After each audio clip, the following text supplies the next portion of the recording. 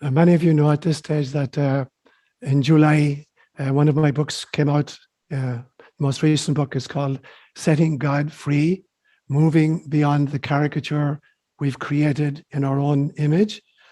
And over the next few months, I'm going to be taking themes from that book to address in the homilies.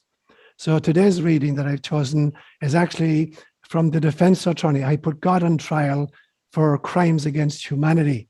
And there's an entire trial with a prosecution and a defense. And the verdict was not guilty. And at the end of it, as the defense attorney is coming out of the courtroom, she's surrounded by reporters who want to get a statement from her.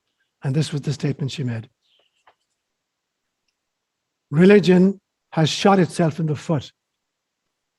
By concocting and accepting such a vile and vicious God, many of the founders and followers of Abrahamic religions have caused global fallout with repercussions of a nuclear holocaust.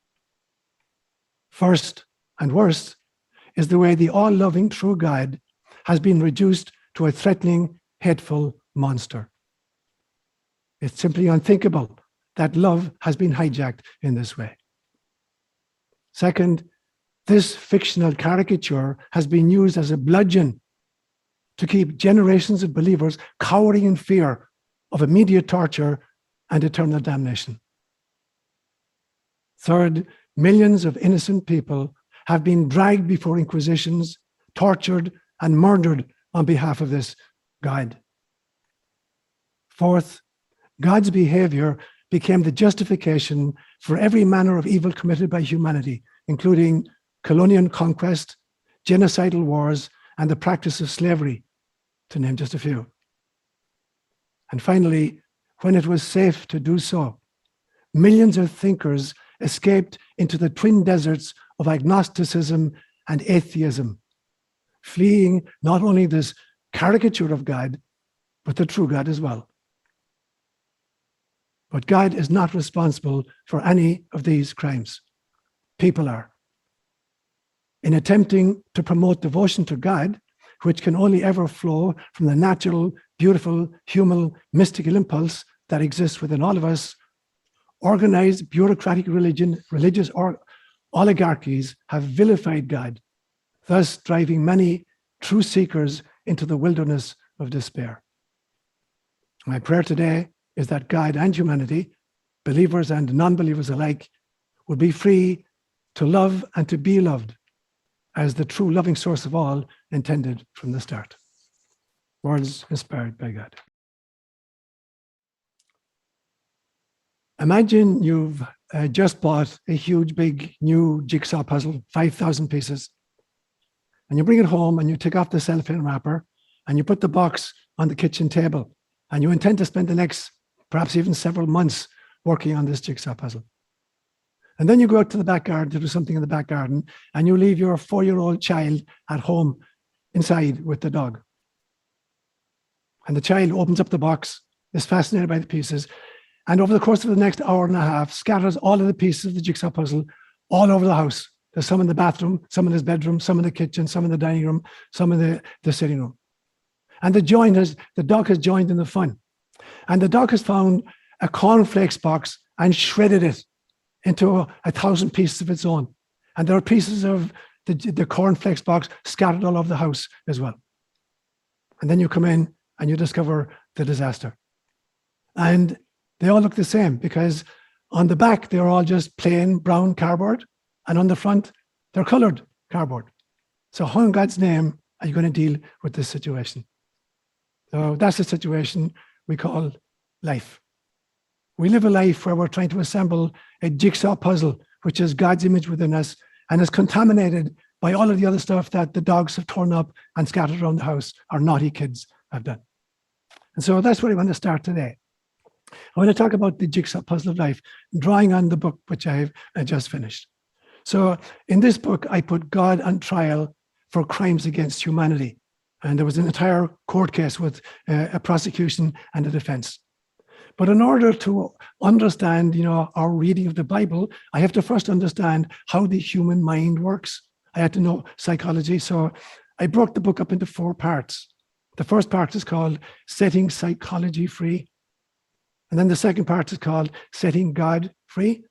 And once we set God free, then we need to set spirituality free to differentiate between mere fundamentalist religion and mystical spirituality.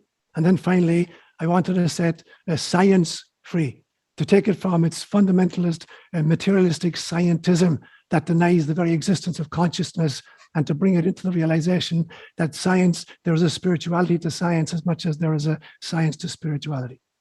And so the issue I had in front of me as I sat down to write this book was, I first have to figure out how the mind works, because it's the mind that is reading the scriptures and then deciding what they believe about God. Now, when I was studying philosophy in the seminary, at that stage, philosophy had many, many, many subcomponents. And in fact, psychology was a subcomponent of the study of philosophy. There was also a branch of philosophy called ontology, which is the study of reality. There was a branch of philosophy called epistemology, which was the study of how do we know what we know. There was a branch of philosophy called ethics, which was the study of moral behavior.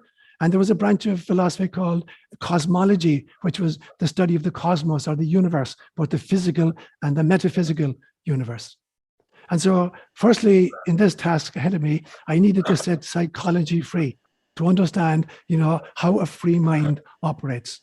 And to do that, I needed to examine three facets particularly: epistemology, ontology, and cosmology.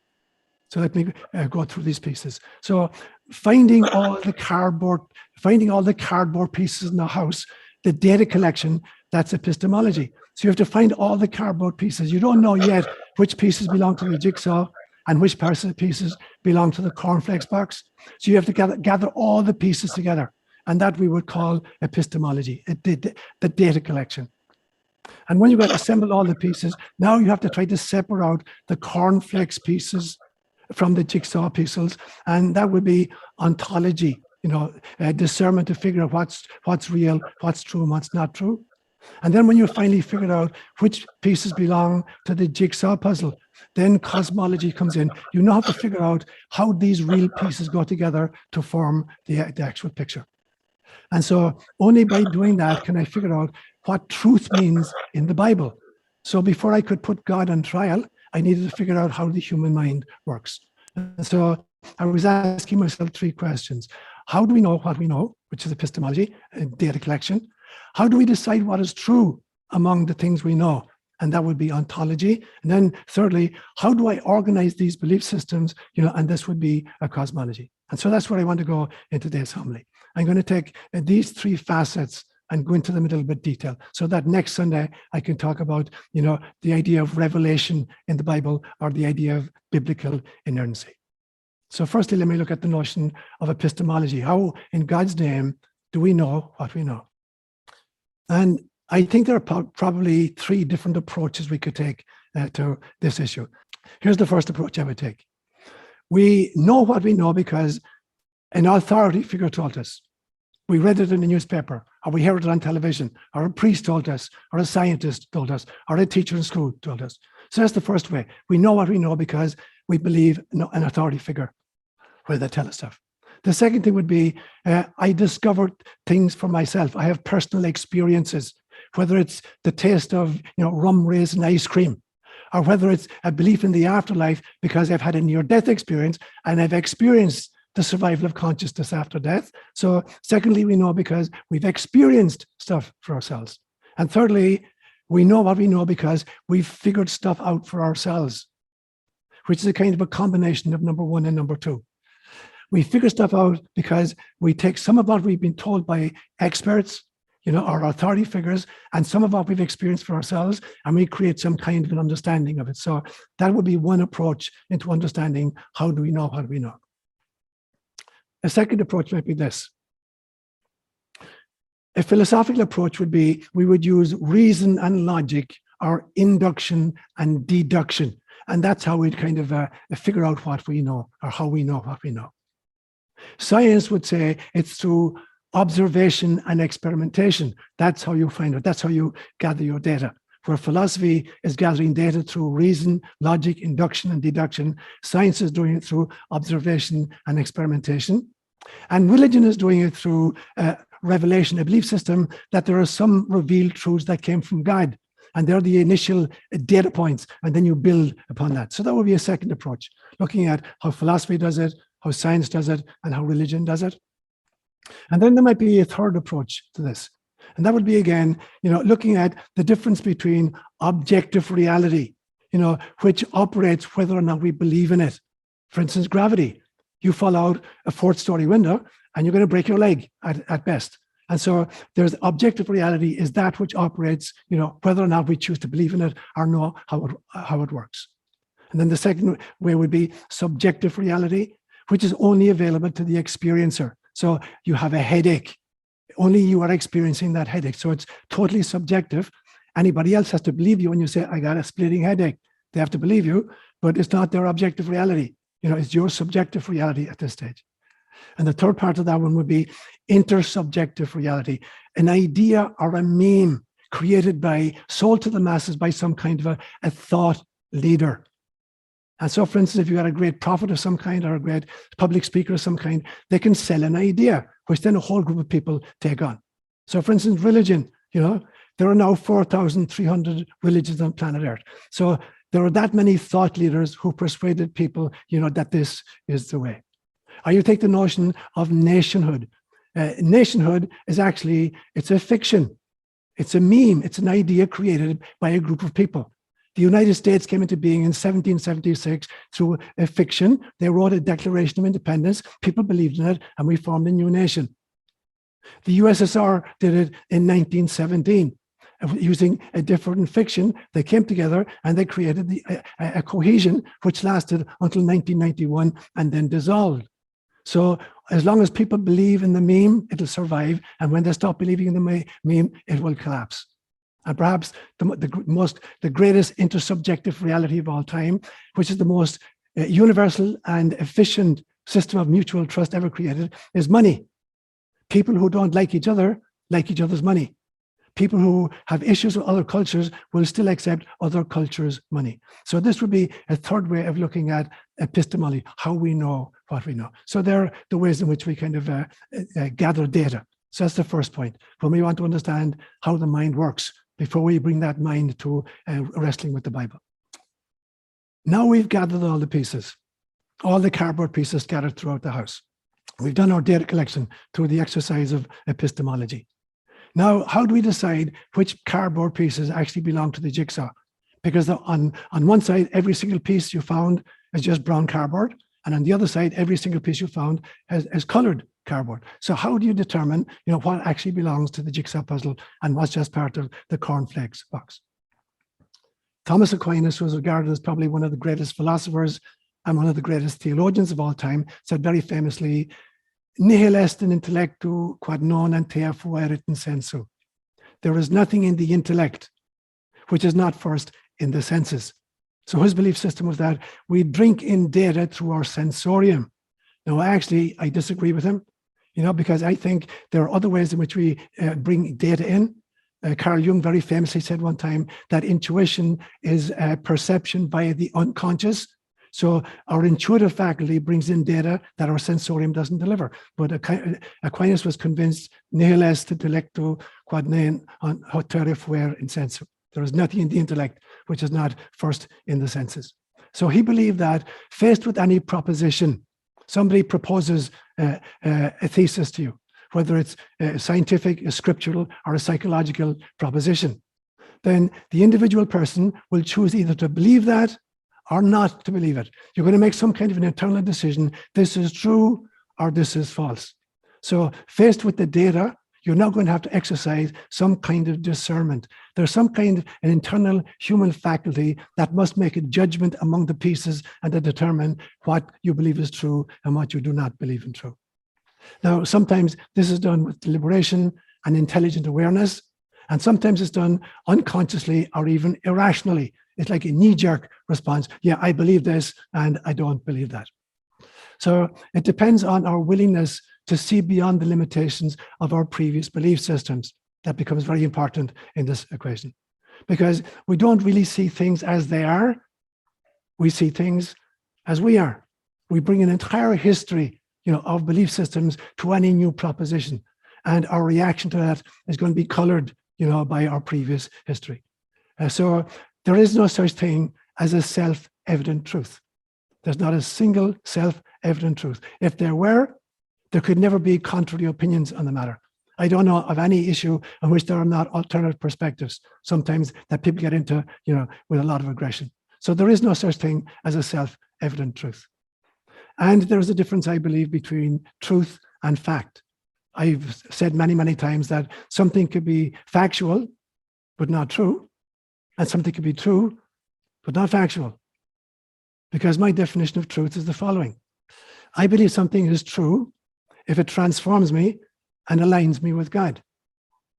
And something is ultimate truth if it transforms me radically and aligns me permanently with God.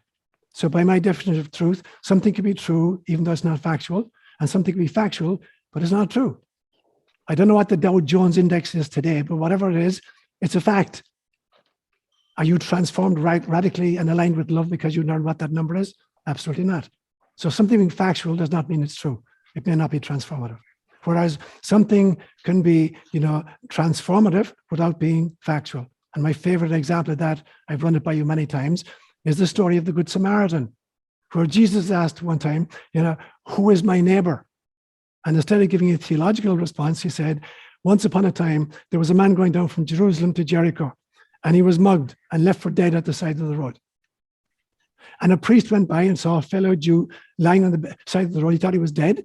And it is verboten for a priest to touch a dead body, according to Judaism. He could not go into the sanctuary, into the temple, subsequently if he did. So he passes by. And then a Levite, who are the kind of the sacristans and the temple guard, he passes by and sees a fellow Jew lying dead on the side of the road. And he passes by because he's under the same restrictions. And finally, a Samaritan, who are the deadly enemies of the Jew, passes and he sees this Jewish man, picks him up, tends to him, brings him out to Jericho, checks him into a hotel, pays for his keep, and asks the innkeeper, please feed him. I need to go away on safari for a few days. I'll come back and I'll pick up the tab.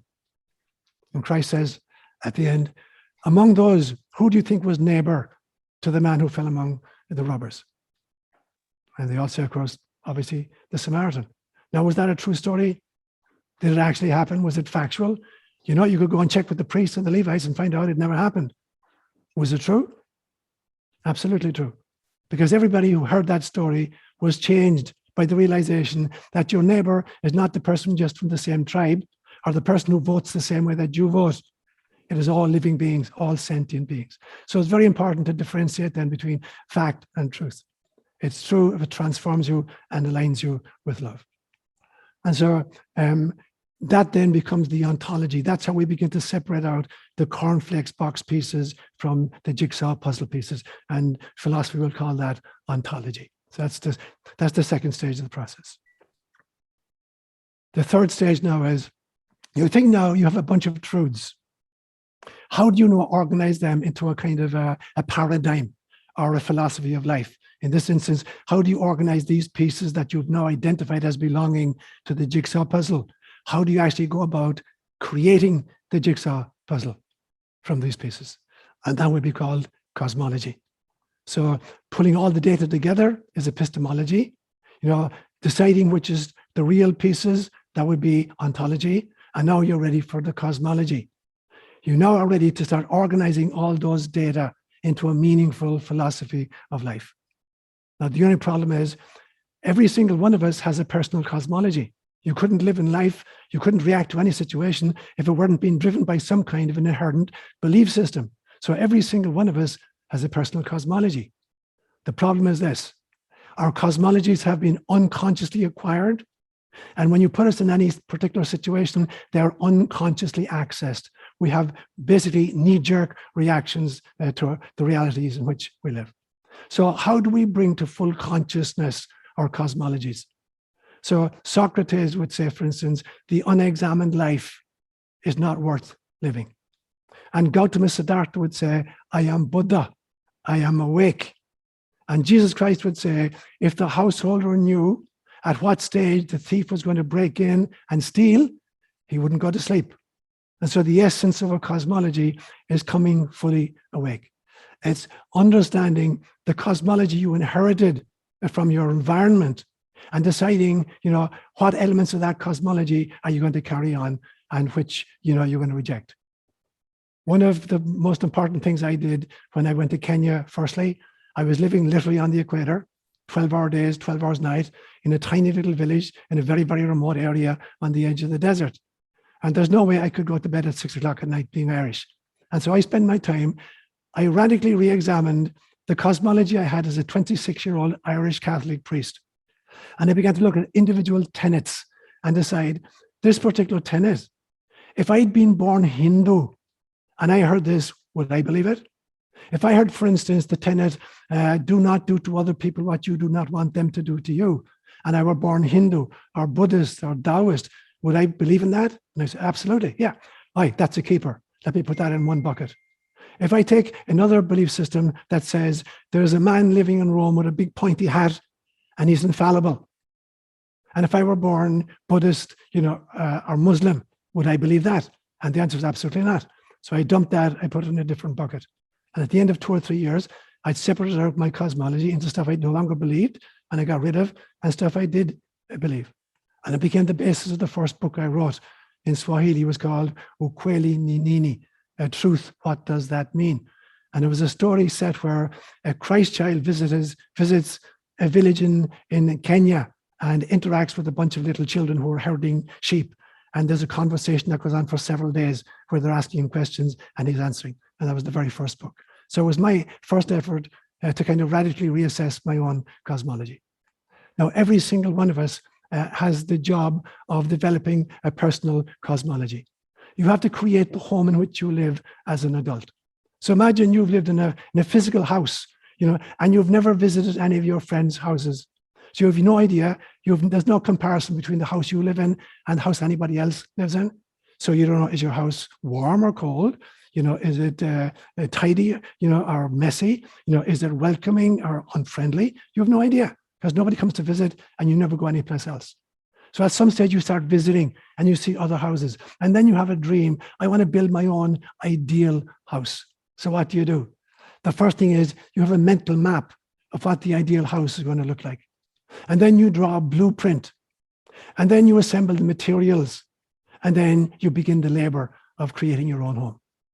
Now, the very same thing is true of a cosmology. It goes through the same stages. You have to visit other people's homes so that you can decide, what your house is and what their houses look like before you can create your own dream home.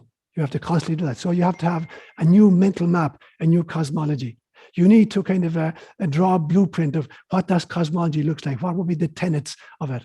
You need to assemble the materials to put it into place. And then you need the labor of going through one by one to decide what works and what doesn't work. Now, the thing is, you have to do periodical remodels of your home, of your house. You can't just get in and live in it for 50 years without doing some repair or extensions or replacements or whatever. So we have to constantly, look at our personal cosmologies and upgrade them. Because a personal cosmology that doesn't prepare me for all of the experiences of my unique life is not an adequate cosmology. You can't just simply adopt somebody else's cosmology because it will not be adequate to explaining your own unique experiences of life, your own talents, and your own mission in life. Now, part of the problem is we don't know what we don't know. And that's a big problem. We don't know what we don't know. And so I created this metaphor a few years ago. Imagine you and everybody you've ever met spent your entire lifetime in a huge, huge big barn of a building. There are neither doors nor windows to this building. You've lived your entire life as if everybody with you in this building. You have no idea what's on the outside. There are no stories to tell you. You only know the inside. But on one wall is a lever. And when you depress this lever, it delivers a whole bunch of mincemeat into the room. And then people, eat the mincemeat. Now, in the absence of any idea of what might be outside, you're going to infer that the outside consists merely of huge loads of mincemeat. You think the outside is just a mincemeat. Now, in actual fact, the outside is actually a farmer with a herd of cows who lives in pastures, and there's a river running through his property, and there's a lovely mountain nearby. It's a beautiful scene outside, but you know nothing of that. And every so often, he drives one of the cows up to a mangle machine, and it mangles the cow and produces mincemeat so that when you depress the liver, it delivers mincemeat into the inside. And you're presuming that the outside consists only of mincemeat. That's the problem. You can't infer the reality of the outside from observing merely the mincemeat from inside. No, the senses is the lever that delivered the mincemeat to you. And then perception, your brain processes that. That's the cook, yes, the stovetop on which you cook the mincemeat. And then reality is the experience of the meal you have. Now, the cosmos is like that. We have no idea what lies outside the cosmos. All we can see is the mincemeat inside. So neither our sensorium nor our science can deliver an unmangled reality to us. And this is what the philosophy calls the myth of the given. It's a fallacy. It's called the myth of the given, the belief system that our sensorium can deliver accurate one-to-one maps of what's out there. We have no idea what's out there. Our sensorium will not deliver to us, and our left brain will not deliver it to us. And that's where the great mystics of history come in. Because in order to experience what lies outside this huge big room, you have to go transpersonal, step outside the individual sense of self. Go trans-temporal, step outside of time. Go trans-rational, go beyond rationality, not becoming irrational, but trans-rational and going trans-spatial. You step outside of the physical cosmos. And then, and only then, are you beginning to be in touch with the reality. So in conclusion, what I want to say is this. As we set psychology free, next Sunday with God's help, I now want to look at what does that then say when we understand psychology, epistemology, ontology, and cosmology, when we understand that how the human mind works, how do we then look at the notion of revelation, biblical revelation? When we read the Bible, what kind of a mindset are we bringing to bear on it? And I want to look at that and the notion of biblical inerrancy, that the Bible is the inerrant word of God, that it is literally true. So that's where I'm going to go, God willing, next Sunday. And then subsequently, we're ready to put God on trial. Namaste, my brothers and sisters.